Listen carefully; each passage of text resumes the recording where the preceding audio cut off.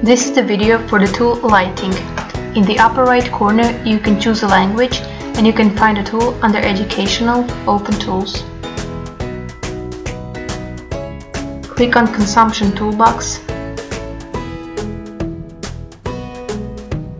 and then Lighting.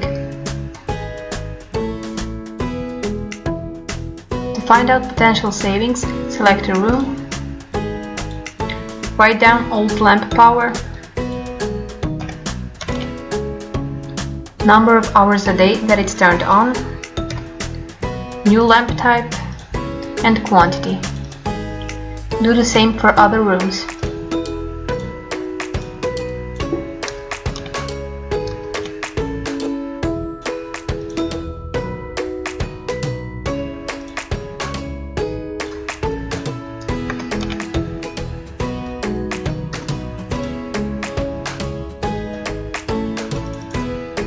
When you're done, click Calculate Savings.